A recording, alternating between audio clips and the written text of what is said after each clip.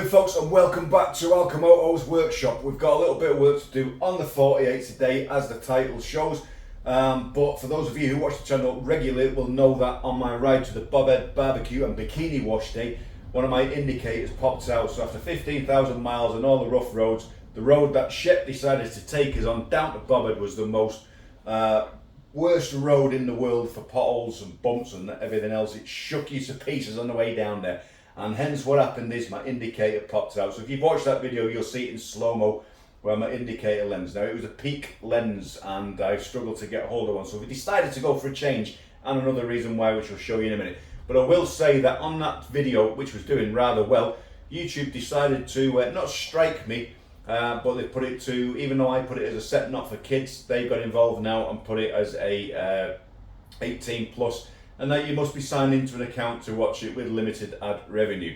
So thanks YouTube, even though I put it in as an 18 plus from the start, you've got involved now and cut my views down on that video. So thanks very much. I think it's pretty disgusting, YouTube, what you're doing to content creators. It's not as if it's anything pornographic, is it now? So just bear that in note for those YouTube people who are vetting our channels. But anyway, let's get back to business.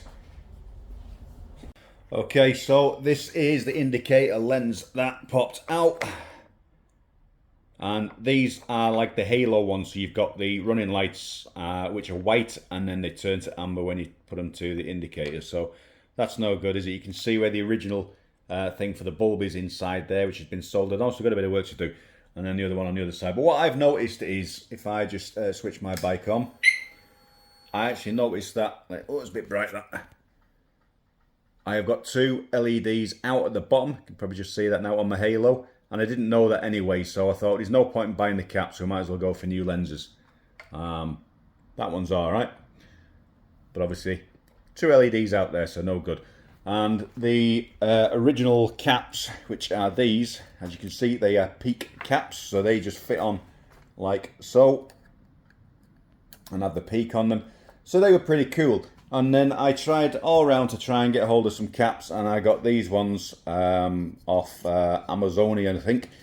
But they're slightly different, and I've had to take off the clips on the back because they wouldn't go in. And what I found is they're not as deep around here where the glass is to sit over there. They just don't go in.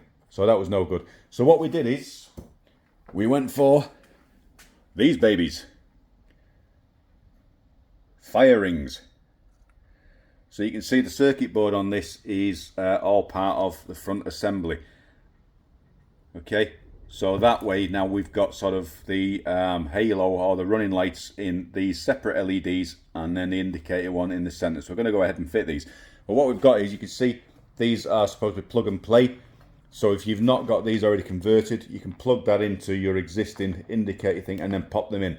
But I'm going to have to cut that off and then solder them on. So we'll just go ahead and do that.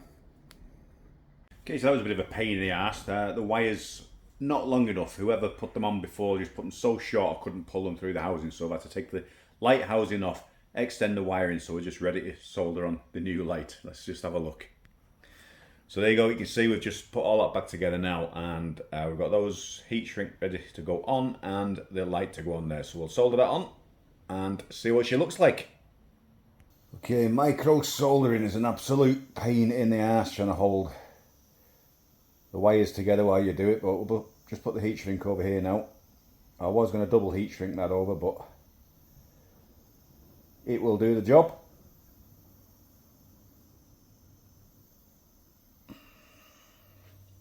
Okay, so now we've got plenty to push inside here, whereas before we were fighting with the wiring, so hopefully that should be a lot better now.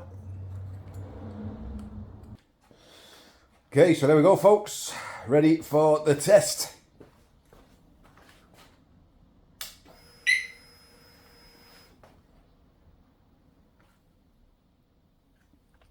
How cool is that?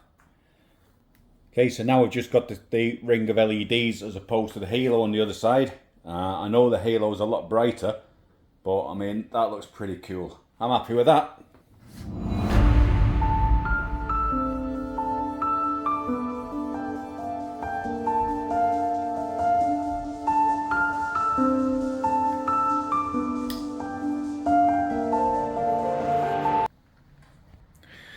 Then go switch the lights off and give it a bit more of an effect. Wow. How cool is that? And then when you got your indicators on.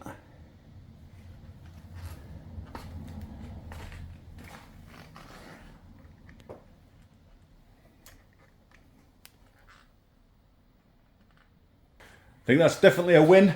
I think we'll switch the lights back on as well, folks. Hang on.